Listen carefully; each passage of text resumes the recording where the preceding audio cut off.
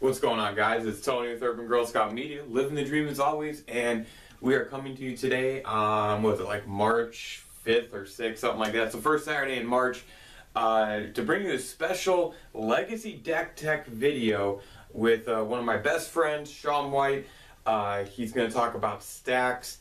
We'll go through that, and I hope you guys enjoy it. Not much more I need to do for an intro there. Let's do this.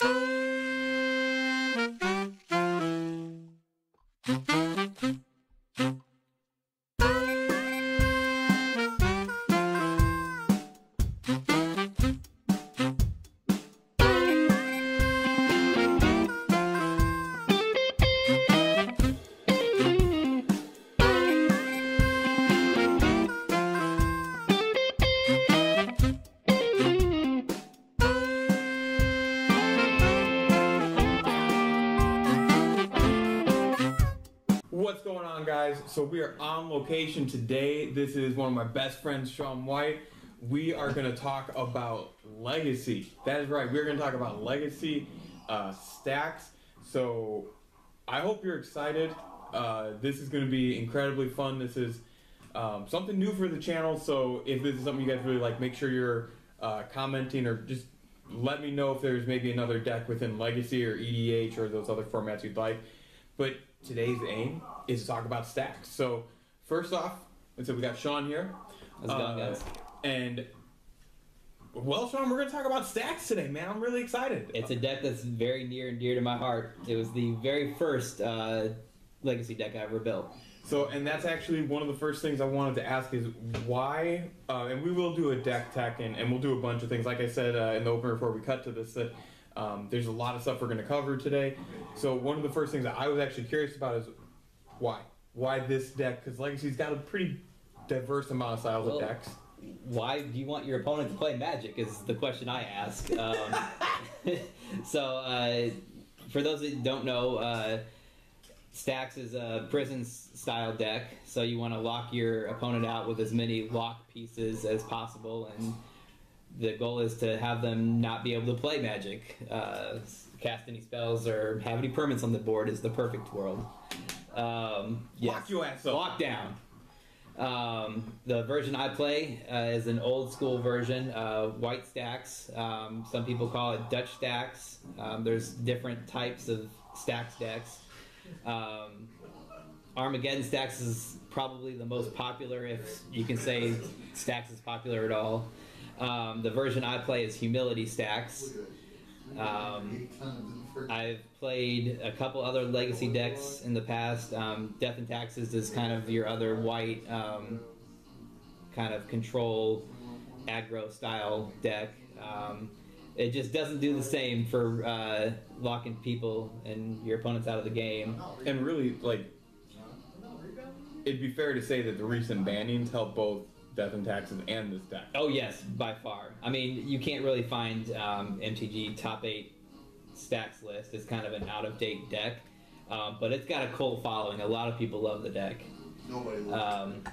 So, like I said, the version I play is Humility Stax. It uses Humility, which says each creature loses all abilities and are 1/1s, which in today's current meta is game-changing. I mean, it's a threat that has to be dealt with if it hits the table. And I mean, and then if you pair that with Moat, which says non-flying creatures can't attack, it locks all attacking out of the game. And what were you about to say? Well, I was going to say, like, so anytime that we play, so you guys already know if you follow the channel, Goblins is my thing. Which is back on the table. Back on the table, people. Yes.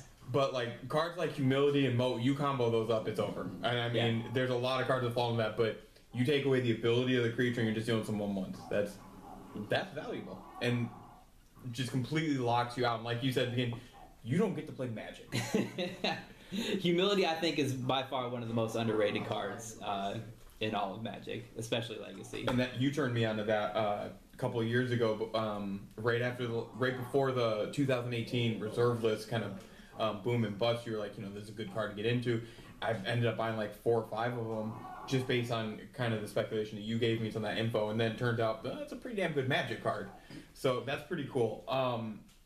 So I know you've played some tournaments. I know you've taken some tournaments. Obviously, right now, Paper Magic isn't too available to us. Talk to me about kind of what your tournament experience has been with this. The best is I love the deck. And there's no judgment here. Yes. This is all about the joy of playing Magic. I don't give a shit if you come in last place every time. Did you have fun? Exactly. That is it. This makes you happy, and that's why we make the content. I really do think Stax is really lined up for a good way for the current meta, especially with the recent bannings of Oko, which is just tearing this deck up. And I'm going to go on record and continue to say this. Wizards R&D, you guys should have seen something like that coming. You cannot just randomly print these fucking cards anymore. Sorry, I'm always going to put that rant in. We have got to figure out a way to do a little bit more research so we don't have to do 15, 16 cards across 5, 6 formats. That was a crazy ban. That was a crazy ban. They were all needed. They were all needed. But you look at just the bans lately, and I just, not to change the subject, but just a little bit of research and development. It's not like they can't find people to play the damn cards. So fire design. That's all I can say. So with the deck, I've taken it to tournaments. Usually, if you have a good tournament with Stax, you're going to break even. So, 2-2, 3-3, 4-4. That's my goal with the deck. But the main goal is to have fun while you're doing it. And this deck is near and dear to my heart, and I love playing it every time. And I love to see the reactions on people's faces when you bring this deck out, because this deck actually was a powerhouse back in the early 2000s. I mean, I think you kind of hit the nail on the head with you know what your goal is. It's going to be 2-2, 3-3, which again, as long as you're having fun, but that ability to just say, hey, you're not going to play any Magic. I'm sorry. I understand why you came here, but that's not what my deck allows you to do. So some of this other stuff we're going to do here, guys, is first we're going to do a deck tech. We're going to go through, and I'll show you exactly what we have laid out here on the table. We'll preface this by saying, if you have not played Stax before, it is a very expensive deck to get into. Again, this was the first deck I built probably well over a decade ago. So a lot of these cards I've had, I could not buy into this deck at the current prices. But if you are lucky enough to own some of these cards, I definitely recommend putting the deck together. Or if you play on MTGO, this deck is far more budget friendly than in paper. So we're going to talk about some favorable matchups and some non-favorable matchups. Give you guys a little bit of information on kind of what to expect in case you do decide to take this online. Because I do think right now it's a really good idea. I know you hear some people in the background. We have some friends playing NBA Jam. Come on, you guys know I fucking love video games. There's no way I'm going to tell them not to. You know what I mean? I mean, guys. Super Nintendo NBA Jam. Super Nintendo NBA Jam going on in the other room. Who's winning? It's overtime right now. Overtime. You guys are getting overtime, okay? Good grief. This is what we bring here at the channel, just all kinds of stuff. So, we'll talk about favorable, we'll talk about unfavorable, give you guys a little bit of information so that if you're like, hey, what are some decks that if I see them drop some cards early, I can know if this is something good for me or if this is going to be a long night. So, let's go ahead and start with doing some looking at the cards here, some deck tech, go through what we have, and then we'll talk a little synergy, okay? Alright, so here we go. Let's do some deck tech. So Sean was nice enough to lay everything out, and we're going to start with just going right on down the line. Sorry about the shadow there, but we are going to just show you the cards. We have Smokestack here. So Sean is going to give us a little information about each card, and it looks like his list here has 4. Sean, tell me about Smokestack. Smokestack is the name card of the deck. It's why the deck is called Stax. It really abuses the ability of our deck to synergize with getting permanents back from the graveyard with Crucible of Worlds, Flex Drones of Trokir, permanent token creatures with Court of Grace. It just is the cornerstone of our deck. Okay. It is one of our win cons in the deck. It also shuts our opponents out of their artifacts. So we have a normal Karn wish board for the sideboard with quite a few artifacts that we can search for with the -2 ability, but the static ability of activated abilities of artifacts your opponent's control can't be activated. That really shuts down a lot of decks, including that new blue control deck that we were talking about earlier. So up next, it looks like some cards that, oh man, I recognize these. We got the Humility, and we got the Moat. So that's the white part of the deck. So Humility, just look at that. Look at those cards, man. Oh my goodness, I'm shaking. I'm so scared of them. Just an overrated card, or a underrated card in Humility.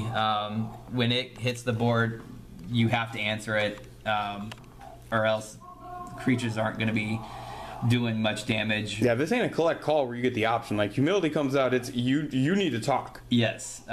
Moat is a combo piece with Humility.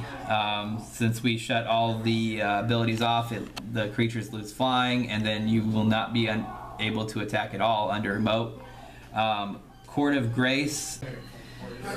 Monarch, motherfucker. At the beginning of your upkeep, create a 1/1 white spirit creature token with flying, and if you're the Monarch, create a 4/4 angel instead. So this is one of your few ways to get creatures out, really. Yes. One of the only ways besides the factory, if I'm not mistaken. Yes. We can also make creatures with Karn, the Great Creator. But Court pairs pretty well with Moat. And even if we have, it's very rare that we have Court, Moat, and Humility all out at the same time. However, if we do, we can use Smokestacks to sack one of them so we can actually get out from underneath the Dombo of that. Okay. Or we can make tokens with Court of Grace to sack 2 Smokestacks. So having a Smokestacks out on the board when you have a Court of Grace is really good. Powerful combo right there. Yes. So let's talk about some artifacts. If you guys can see, there's just a little bit of a glare, so I'm trying to avoid it. But Crucible of Worlds, Trinisphere. Oh, geez, that's one of my least favorite cards. Trinisphere is backbreaking if it hits the board turn 1 or even turn 2. We have a lot of fast mana in the deck. We have a playset of City of Traders and a playset of Ancient Tombs. And then we also have Mox Diamond. That we can pitch a land to and bring it out. So we can get Trinisphere out as early as turn 1, which just shuts their first 2-3 turns off, pretty much, which is really nice. Crucible Worlds is in the deck to get back lands that we will sack by the Smokestacks. Let's do the Crucible Waste dance. Or Crucible Waste, yes. One of the lock pieces, which when Astrolabe was in the format, I'm so glad that card got banned. It allowed the unfair 4-color decks to play not even greedy mana base and play a lot of basics, which did not help Wasteland. So having Astrolabe banned and having the 4-color decks play dual lands again is really good for our deck, because we want to mana denial them as much as possible. And then looks like, well, the Tabernacles. Oh yeah, I've had this deck put together for well over a decade, so I think I bought the Tabernacles for $180 a piece. And what? That was everybody looked at me stupid that I was paying $180. Hey, just out of curiosity, Sean, what's that Tabernacle going for these days? Between $6,000 and $7,000. So definitely a good pickup on my part. Oh boy. God, the Chalice. That's another one that... Which is probably, I'm going to say, the most important card in the deck. Chalice of the Void and Trinisphere. They actually get played in other prison decks. Mono Red Prison is probably the most popular prison deck in Legacy format. So if you have a Chalice of the Void or a Trinisphere in your hand opener, usually keep it. Defense Grid is my new deck tech. Over 50% of the decks in Legacy right now are playing Force of Will. So, and Force of Negation is really popular now too. I think over 30% of the decks are playing a combination of both Force of Will and Force of Negation. So having a Defense Grid which says during each player's turn, spells played by another player cost an additional 3. If you get that down turn 1 it will protect our other spells. Critical. You have to have a turn 1 play, which is actually why I like having the defense grid in there, because our only other turn 1 play consistently was Chalice of the Void. So I do like having a 2-mana artifact in the deck as well. Then we've got the mana base, and guys, you know, planes, whatever. Is it unhinged or unglued? Unglued. Unglued. Old school unglued. So the glare that you're seeing is actually not from the light. The glare you're seeing is because of the fact that they are double sleeved, and that extra plastic does add a little bit. So we've got Plains, City of Traders, Flagstones of Trocaire, Ancient Tomb, Wastelands, Mishra's Factory, Caracas, and then we already told you guys about Big Tabby. So you can pretty much break the mana base into 3 categories. We have the fast lands in City of Traders and Ancient Tomb. You really need one of those in your opener. You have your fast mana in those 2. You have your white mana. We run a lot of double white cards. Humility, Moat, and Court of Grace. So we need our white mana. It's paramount that we get that. And then third part is your utility lands, Wasteland, Mishra's Factory. Mishra's Factory's here for another win condition we can beat down with our 2/2s. They are actually, good rule, they are still 2/2s under Humility. So even though all creatures are 1/1s, you can activate your Mishra's Factory and it becomes a 2/2. I have Armageddons in the sideboard. I don't actually run them in the main. I run Humility in the main. A lot of people flip-flop them, run Armageddon in the main and Humility in the side. I just like the synergy with Humility and Moat. Armageddon's in the side, Tormod's Crypt for Graveyard Hate. Sorcerer's Spyglass I actually had in the main for a little bit when Oko was wrecking us. Oko, so glad to see him gone. Yes, me too. I was tired of all my stuff becoming Elks. But it enters the battlefield, look at opponent's hand, activate abilities of the chosen name can't be activated unless they're mana abilities. It would actually shut down fetch lands. So that's what we would normally name on turn 1 if we played it. If we got it late game, we could name anything like Planeswalker or whatnot. And then on this side, we actually have our normal Karn Wish board. Ancient Den, if we get stuck up for white mana, we can search it up so we can start playing our stuff. Good protection there. Microsynth Lattice. Oh, God, I know everyone's heard about that combo. Yes, the best lock with Karn. Golly. It's one of our win conditions. We can shut them out of everything. It's a coward's play. It's a coward's play, sir. Ensnaring Bridge, really strong against Reanimator. Really strong against the Merit Lage. Token. Weathered Runestone, this is a new card from Kaldheim. Haven't actually used it yet, so I'm actually curious to see how it does. It's pretty much a Graph Digger's Cage for 2 mana, and it does not hit lands, which just synergizes perfectly with us, because we want to be able to use our lands from the graveyard. Crucible of Worlds, the 4th one, is in the sideboard in case we need to wish it up. And then Liquid Metal Coating is a mini Microsynth Lattice for 2 mana. So. Awesome. All right, so there's some deck tech for you guys in 5, 4. All right, guys. So, like we promised, we're going to talk about favorable and unfavorable matchups, maybe even some cards that really just kind of wreck the game plan of the deck here. So, let's start with the positive, man. What is a deck or cards that this does really well against with what we've shown them already? So, any creature deck, this does really good. Goblins! Excuse me. Yes, yeah, this deck will lock out goblins if goblins do not get the jump out first. That Astrolabe, having that go, I know that was something that is also giving you some issues. Yeah, Astrolabe really allowed other decks to mana fix in a way that was really unfair. I mean, you had 4-color decks running basic lands. I want to point out the guy that's playing a deck that doesn't let you play Magic just said it's really unfair. the Astrolabe really got around that. We run 4 Wastelands with Crucible of Worlds lock. So when basics are good in the format, Wasteland's not good, Stax isn't good. Because that's one of our combo pieces, is Trinisphere, Crucible Worlds, Wasteland, to lock them out of playing Magic. Some combo decks, it's hard to fight through a Chalice on 1 or a Trinisphere if you're a combo deck. Storm has an impossible time going off with the Trinisphere on the board. Really hard time with Chalice of the Void on 1. Okay, before we go any further, I have to point something out. There are way too many Magic cards, and trying to remember them all, and like trying to discuss them all. So I hope you guys understand that. The like, Werby method. The Werby method, yeah. Know your cards. Know your cards.